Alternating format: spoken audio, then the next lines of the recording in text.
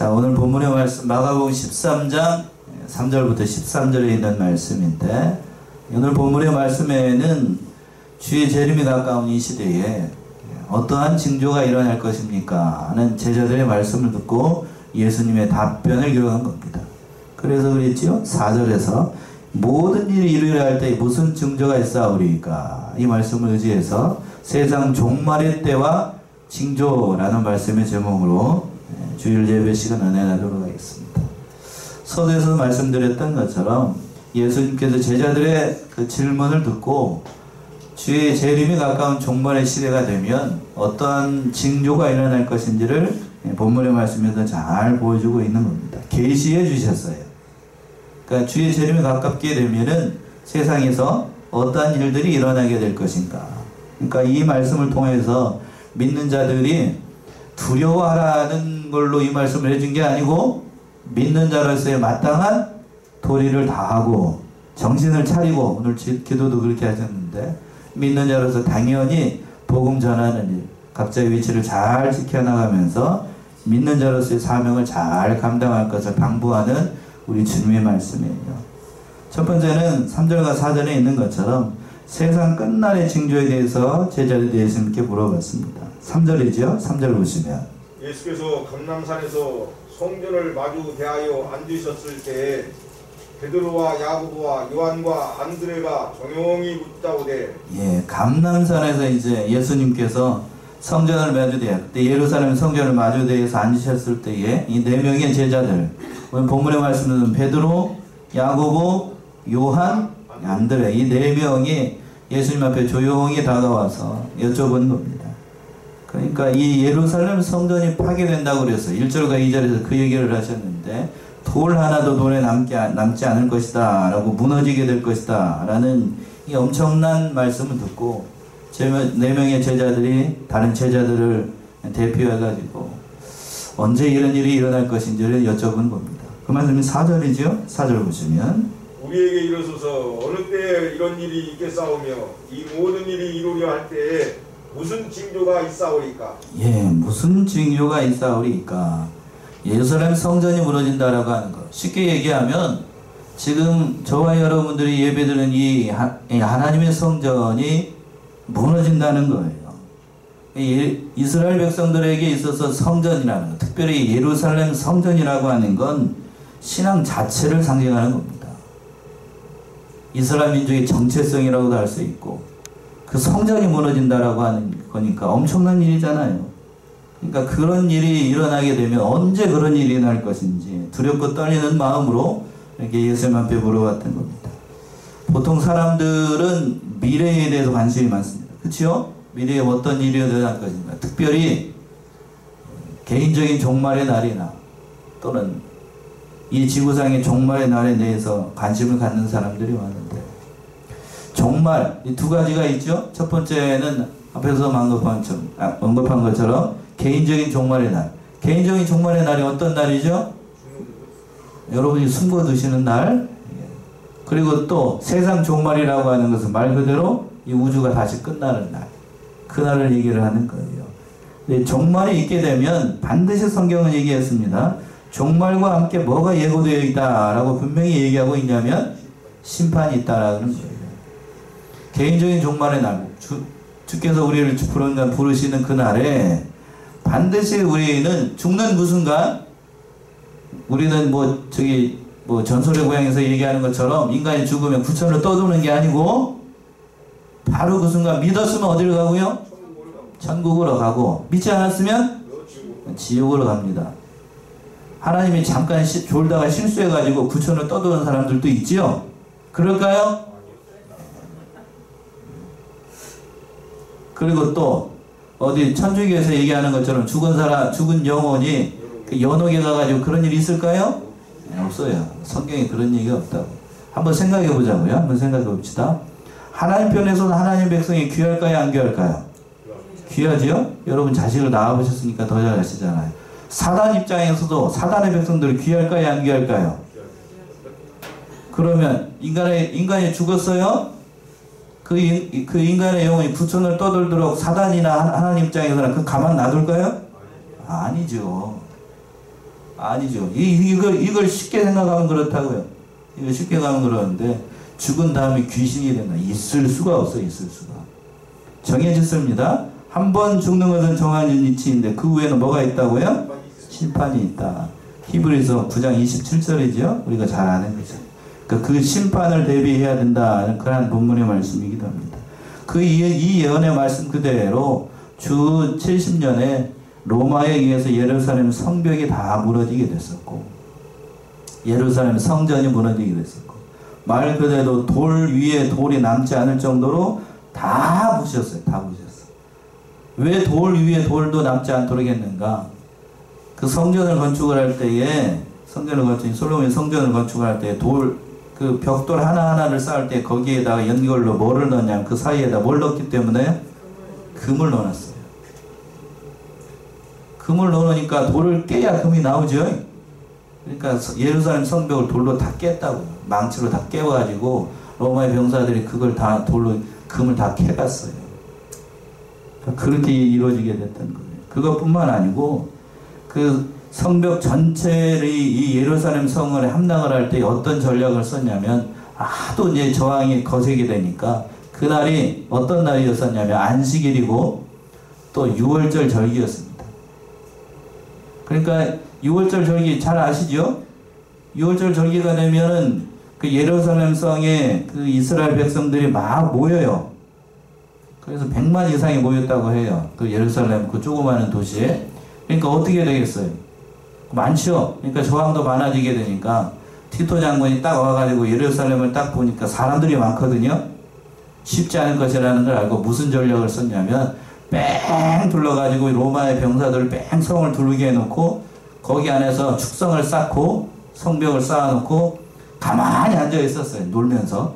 뭐 하는 거죠? 사람이 많다는, 성 안에 사람이 많다는 건 그 안에 한정된 공간에 사람이 많으니까 뭐 해야 되는 거예요? 먹을 게 언젠가는 떨어진다. 그러니까 그렇게 되니까 성 전체를 굶어 죽이려고 했습니다. 굶어 죽이려고.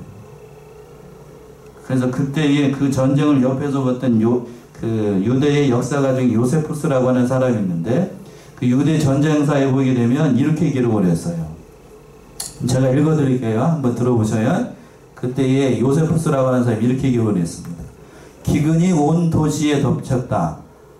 다락에는 기아로 죽어가는 여자들과 아기들로 가득 찼고 길거리는 늙은이들의 시체로 채워졌다. 어린이들과 젊은이들도 기아로 퉁퉁 부어 망령처럼 거리를 배회하다 쓰러졌다. 죽음 앞에는 눈물도 없었고 할 말도 없었다. 깊은 죽음의 밤이 그 도성을 덮쳤고 그들의 눈은 성전을 향한 채 죽어 있었다. 굶주림에 지친 부모가 어린 아들을 가마솥에 삶아서 먹고 죽은 사람을 뜯어먹는 자도 있었다. 이렇게 기록을 했어요.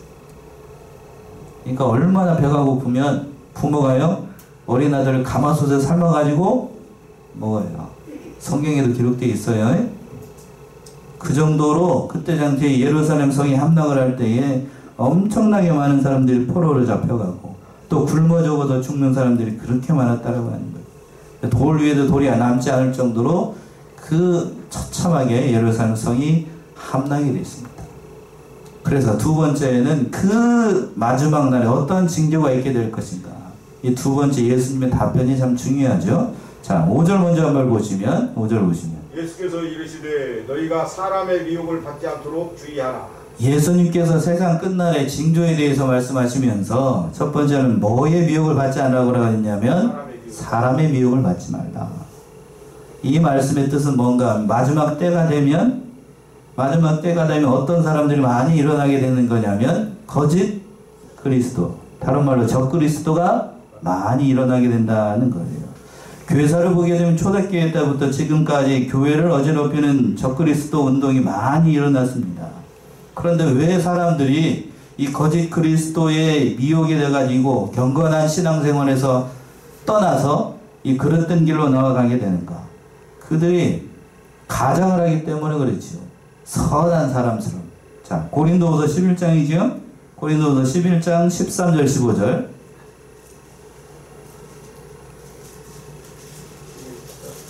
고린도후서 11장 13절에서부터 15절. 그런 사람들은 거짓 사도요 배율의 역군이니 자기를 그리스도의 사도로 가장하는 자들이니라. 이것이 이상한 일이 아니라 사단도 자기를 광명의 천사로 가장하나니 그러므로 사단의 일꾼들도 자기를 의의 일꾼으로 가장하는 것이 또한 큰일이 아니라 저희의 결국은 그 행위대로 되리라. 예, 여기서 보게 되면 사단의 일꾼의 특징은 뭔가 하면 저희들도 어떠한 사람으로 가장을 하면 광명한 천사로 가장한다는 거예요. 또 능력이 많아요. 능력이 많아가지고 경건하게 겉으로 봤을 때는 경건하게 행동을 하고 많은 이적을 통해서 사람들의 미혹하기 딱 좋게 되어 있습니다. 그러니까 사람이 타락하기 쉬운 건 여러분도 마찬가지입니다. 여러분도 믿음 생활할 때에 어떤 사람들이 더 조심해야 되냐면 말씀을 많이 하는 사람, 이해되십니까? 말씀을 많이 하는 사람, 또 하나님으로부터 큰 은사를 받은 성도나 또는 목회자들, 이 사람들 조심해야 됩니다. 아니 목사님 능력이 많고 지혜가 많고 그런 걸 하는 사람이 많으면 더 좋은 거 아닌가요? 우리 편에서 그랬지요. 그러나 그런 사람은 뭐에 넘어가기 쉽다고요? 사단에게 넘어가기 쉬워요. 그런 사람이 넘어간다. 교회에 막대한 영향력을 미쳐요. 막대한 영향력. 광명의 천사, 그러니까 말 잘하고 뭐하는 사람, 그런 사람들 따라가지 말고 대부분 나와 같은 자를 부르신 은혜를 감사하면서 살아야 됩니다. 그러니까 사람의 미혹을 받지 않으려고 애써야 된다는 거예요. 첫 번째, 사람을 조심하라는 얘기죠. 또 6절 보시면 또 6절. 많은 사람이 내 이름으로 와서 이르되 내가 그러라 하여 많은 사람을 미혹해 하리라. 예, 많은 사람이 누구의 이름으로? 예수의 이름으로. 예수 이름. 내 이름은 예수 이름이니까 예수의 이름으로 와가지고 사람들을 미혹한다는 거예요. 그러니까 적그리스도, 거짓 그리스도가 많이 일어난다는 거는 대표적인 종말의 특징이에요. 특징. 통계에 따르게 되면 자칭 그리스도라고 하는 사람들이 많이 일어나는 곳, 가장 많은 사람들이 일어나는 곳이 어딘가 하면 대한민국이에요. 대한민국. 전 세계에 있는 이단들, 자칭 그리스도가 하는 사람들 다 모아놓은 것보다도 어디에서 일어나는 사람이 많다고요? 한국에 많대요. 예, 영적으로 보게 되면 그러니까 대한민국이 얼마나 혼란한가 하는 걸 잘 보여주는 거예요. 제가 또 참 또 감사한 건 뭐냐면 그렇게 거짓 그리스도가 많이 일어나고 거짓 사도들이 많이 일어나게 되면 종교가 이렇게 다양하게 되면 이 가치관이 서로 부딪히게 되면 다른 나라 같은 경우에는 전쟁이 많이 일어나요. 그렇죠? 근데 우리나라는 그렇지 않은 것에 또 감사한 거예요. 그렇지 않은 것에. 근데 한 가지 또 주의해야 될 것은 높아지면서 말씀드립니다만 걔는 결코 용납해서는 안 되는 세력들이 있어요. 어떤 세력인가 하면 어느 세력일 것 같아요? 예, 이슬람. 대한민국 이슬람 세력이 지금 적은 가운데 있는데 결코 용납하면 안 되는 세력이 어떤 세력이라고요? 이슬람 세력은 용납하면 안 돼요. 그들은 어느 정도 숫자가 되면 본색을 드러냅니다. 본색. 자, 그 얘기는 딴 잠시 다음에 하도록 하고 대표적인 예가 우리가 전도관을 이끌었던 박태선. 그렇죠? 우리나라에서. 또 자칭 예수라고 했던 사단의 왕이라고 불렸던 누구냐면 통일교회 교주 누구요? 윤선명이고. 그리고 그 외에도 JMS라고 아실지 모르겠습니다. 누굴까요? 정명석. 대학가에서 많이 유명했습니다. 정명석. 그리고 요즘 아주 극성을 부리고 있는 신천지 누구? 예. 언제 소천하는지 모르겠어. 얼마 남지 않은 것 같은데 제가 봤을 때 얼마 남지 않은 것 같아요.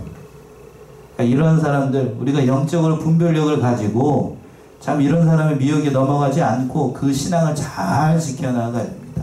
특별히 오늘날 이 신천지가 우리나라 대한민국에서 이 극성을 부리고 있는데 정읍에서도 있어요. 여기도 그렇고 요즘에는 안 되니까 하도 방법해도 안 되니까 이제 신천지에서 이제 좋은 일도 하려고 애를 많이 써요. 대놓고 이제 전도하는 일도 하고 교회만 이제 미혹하는 게 아니고 여러 가지 일들도 많이 하려고 하는 것 같은데 그러나 미혹하는 겁니다. 거기에 넘어가면 안 돼요.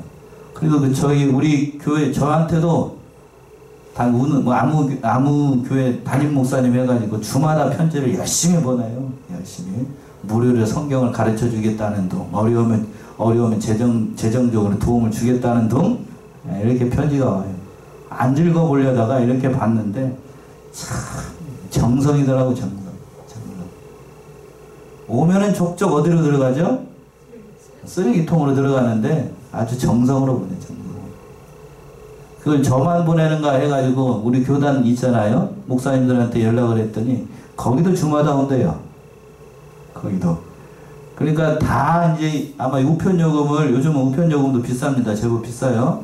그러니까 그 우편요금을 선납으로 다 했을 것인데 그 정성으로 다른 데 썼다라고 하면 얼마나 한두 군데가 아닌데.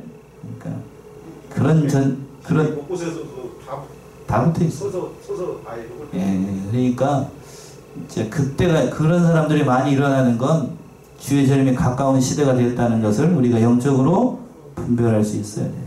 첫 번째 예수님께서 뭐라고 그래요? 누구의 미혹을 받지 말라고요? 사람의 미혹을 받지 말라. 두 번째는 7절과 8절에 있는 것처럼 난리와 전쟁과 기근과 지진이 있을 것이다 하는 거예요. 7절 보시면 7절. 난리와 난리 소문을 들을 때에 두려워 말라. 이런 일이 있어야 하되 끝은 아직 아니니라. 예, 난리와 난리 소문을 들을 때에 두려워 말라. 이런 일이 있어야 하되 끝은 아직 아니니라. 세상에 난리가 일어날 때에 그것을 두려워하라고 예수님께서 이 말씀을 하신 게 아니라는 얘기입니다. 난리와 난리가 나고 전쟁이 일어나게 되면 그것이 이제 우리는 깨달아야 돼. 우리는 깨달아야 돼. 세상에 어떤 일이 발생하게 되면 주님께서 우리의 신앙의 경각심을 가지도록 이러한 일을 줬구나 라는 사실을 깨닫고 거기에 동요하지 말고 우리는 우리가에게 맡겨진 신앙의 자리에서 그 믿음의 길을 걸어가려고 애를 써야 됩니다.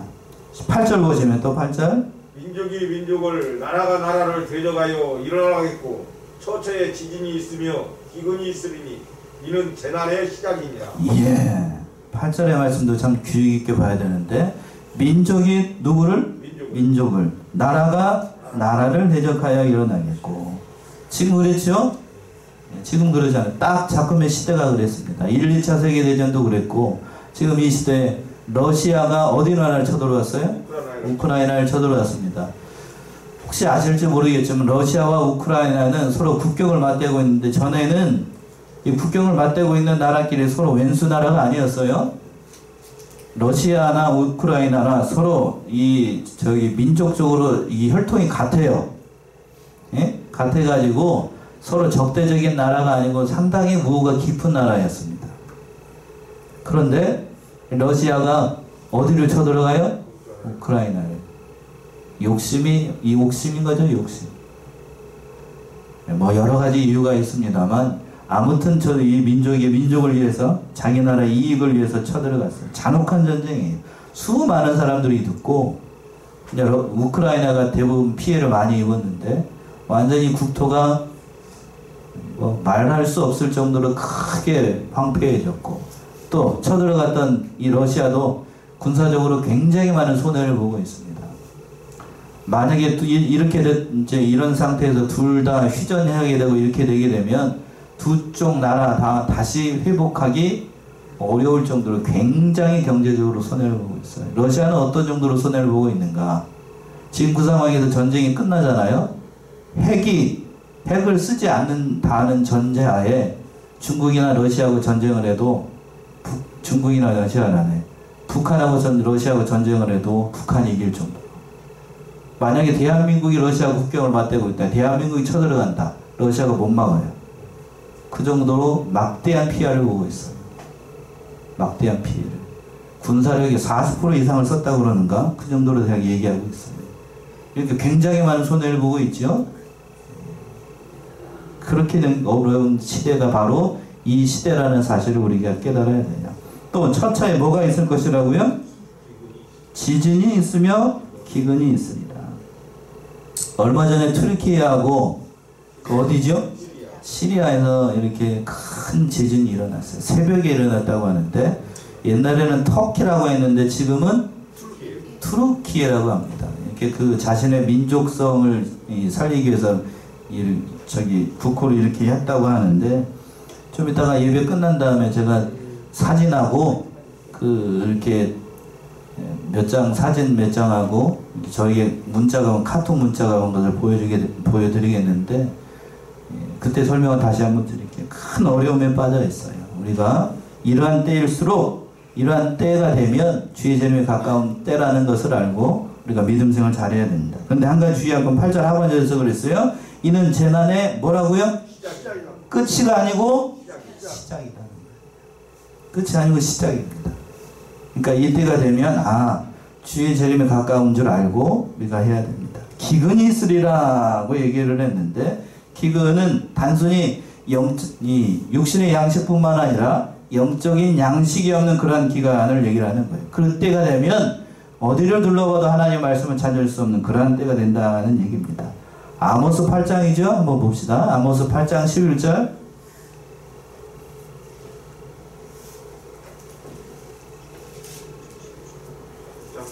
아모스 8장 11절.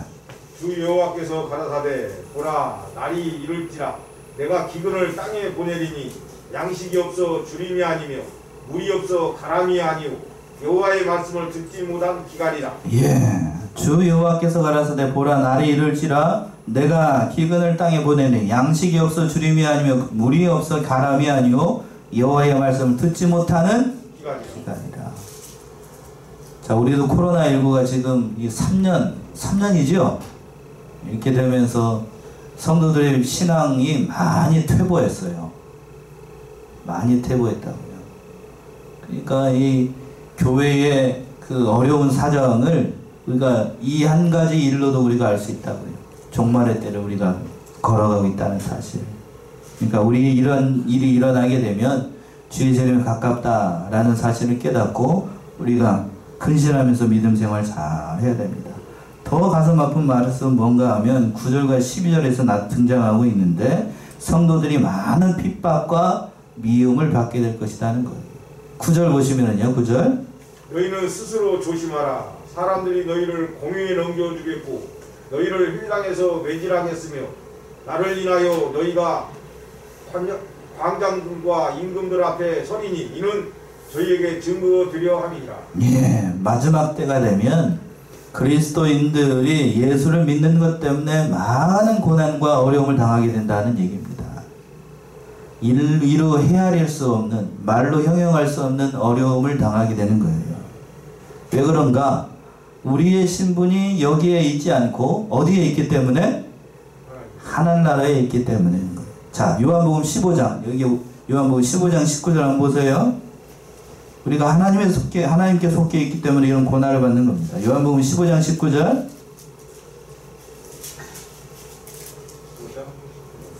요한복음 15장 19절. 너희가 세상에 속하였으면 세상이 자기의 것을 사랑할 터이나 너희는 세상에 속한 자가 아니오 도리어 세상에서 나의 택함을 입은 자인고로 세상이 너희를 미워하느니라. 너희가 세상에 속하였으면 세상이 자기의 것을 사랑할 터이나 너희는 세상에 속한 자가 아니요 도리어 세상에서 나의 택함을 입은 자인 고로 세상이 너희를 어떻게 한다고요? 사랑하는 게 아니고 미워합니다. 그러니까 우리가 이 세상 살아갈 동안에 하나님을 믿는 백성으로서, 예수를 믿는 백성으로서 어려움 당하고 고난 당하는 건 당연한 일로 여겨야 돼. 예산을 편성해야 됩니다. 예산을 편성해야 돼요. 또 11절 보신 본문 돌아가가지고 10절 건너뛰고 11절. 사람들이 너희를 끌어다가 넘겨줄 때에 무슨 말을 할까 미리 염려치 말고 무엇이든지 그 시에 너희에게 주시는 그 말을 하라. 말하는 이는 너희가 아니오 성령이시라. 무슨 말을 할까 미리 염려하지 말라라고 되어 있어요. 환난과 핍박이 와가지고 그 믿음 지키기 어려운 때에, 또는 믿는 사람들로부터 어려움을 당해서 그 믿음 지키기 어려운 때를 만나게 되면 혹시라도 그런 고난의 때에 무슨 말을 할까 염려하지 말고 하나님께 맡기고 그 믿음의 길을 걸어가라는 거예요. 믿음을 잘 지키라는 얘기죠. 그러니까 말하는 이는 내가 아니고 누구이시기 때문에? 성령이시니까. 그러니까 끌어다가, 저와 여러분들을 끌어다가 어떤 믿음의 길을 떠나라고 얘기를 할 때에 무슨 말을 할까 염려하지 말고 그 모든 생명을 맡기신 그 주님께 맡기고 나아가게 되면 하나님께서 그때에 주실 말씀을 미리 주신다는 얘기예요. 그 모든 것을 이겨나갈 수 있는 인간적인 방법을 쓰지 말고 하나님을 믿고 나아가게 되면 하나님께서 도와주신다는 얘기예요. 또 12절 보시면 형제가 형제를, 아비가 자식을 죽는 데 내어주며 자식들이 부모를 대적하여 죽게 하리라. 예, 형제가 형제를, 아비가 자식을 죽는 데 내어주며 자식들이 부모를 대적하여 죽게 하리라. 핍박이 극심하게 되면 우리도 이런 거를 경험을 했습니다. 믿는, 여기서 형제라고 하는 거는 육신의 형제보다도 믿는 사람이 얘기하는 거예요. 믿는 형제가 믿는 형제를 고발한다는 얘기입니다. 공산당이 들어왔을 때에, 공산당이 전에 북한에 이제 공산당이 들어왔을 때에 공산당 형제, 믿는 형제가 믿는 형제를 고발했어요. 그러니까 성도들이 누구를 고발하고? 목사를 고발하고, 목사가 또 누구를 고발하고? 형도를 고발하고.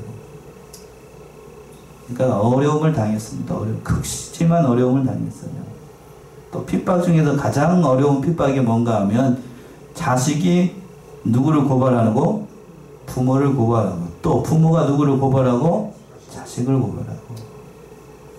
그러한 일들이 북한에서 많이 일어났지요. 김일성 주체사상 한다고 그러면서 아버지나 어머니가 이상한 소리 하게 되면 고발하라. 그랬더니 이 철없는 자식 새끼들이, 여기 때는 이게 좋은 얘기가 안 나오죠? 그거를 공산당 당원한테 가가지고 얘기를 했어요. 그러면 그 부모가 어떻게 되죠? 잡혀가요. 잡혀가. 지금 우리 대한민국의 형편이 그런 것 같아요. 대한민국의 형편이 점점 이상한 세계가 돼가지고, 엄마 아빠가 자기들을, 물론 그런 거는 이해가 돼요. 하도 이상한 부모들이 많으니까 요즘 세상에 엄마 아빠가 이상한 말하고 험한 말하고 자기를 때리면 학교에 와서 뭐라고 얘기한다고요? 얘기하라고 한대. 애들한테 그렇게 교육을 시킨대. 그걸 그대로 믿는, 제가 봤을 땐 순수하다고 생각합니다. 아주 좋게 선량한 마음을 가지고 순수하다고 생각을 해가지고 선생님한테 가서 그대로 얘기를 했대요. 그랬더니 이제 집사람이 그 얘기를 하더라고요. 그랬더니 당장 선생님하고 경찰하고 자기 집에 왔대요. 애기 말을 듣고 아동학대로 해가지고 그렇게 됐대요. 그 위에 일은 여러분들 상상에 맡길게요. 참 그런 세상이 됐어요 요즘. 만약에 저에게 그런 일이 발생을 한다, 저는 방법이 있어요. 저는 방법, 그 사람들 꼼짝하게 못할 수 있는 방법. 그러니까 우리 이 세상이 참 점점 어떠한 시대가 되어가고 있다고요?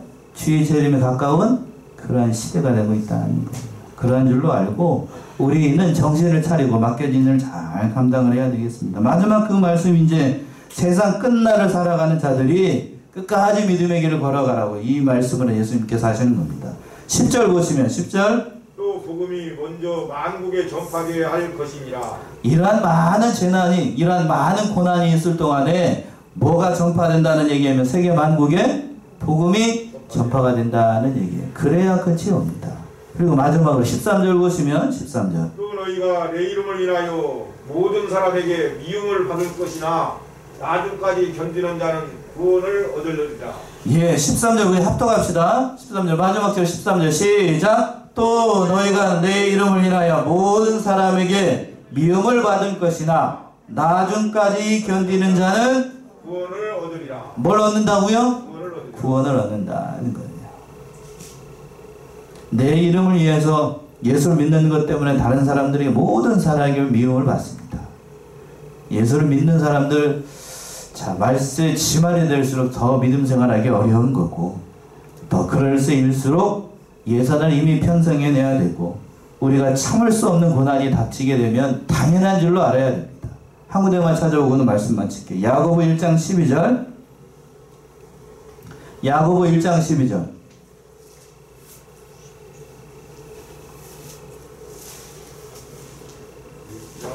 야고보 1장 12절. 시험을 참는 사람이 있으라. 이것에 옳다 인정하심을 받은 후에 주께서 자기를 사랑하는 자들에게 약속하신 생명의 멸관을 얻을 것입니다. 예, 야고보가 참 귀한 말씀했는데 시험을 참는 자는 뭐가 있다고요? 복이 있도다. 이것에 옳다 인정함을 받은 후에 주께서 자기를 사랑하는 자들에게 약속하신 뭘 준다고요? 생명의 면류관을 얻게 하십니다. 그러니까 시험을 잘 참아야 돼요. 각종 시험. 믿는 자로서 당연히 어려움 당할 수 있어요. 고난이 많이 받을 수 있고, 고난이라고 하는 것은 여러분의 신앙 정도에 따라서 하나님께서 주시는 방법이 다 다릅니다. 저에게 주신 고난의 정도가 다르고 여러분들에게 주는 고난의 정도가 달라요. 그러나 끝까지 견디는 자에게, 나중까지 견디는 자에게 뭘 주신다고요? 구원을 얻게 주신다는 거예요. 그러니까 우리가 이 사실을 깨닫고 세상 종말의 때 여러 가지 징조로 봤을 때에 주의 재림이 점점 가까워지고 있습니다. 우리가 근신하고 깨어서 주께서 우리를 부르시는 그날, 또 갑자기 재림하시는 그날, 그 모든 일들을 잘 충성되이 봉사함으로 하나님께는 영광이요, 또 우리는 예비하신 모든 복과 은혜를 누리는 사랑하시는 성안의 성도님들 모두가 되시기 바랍니다. 기도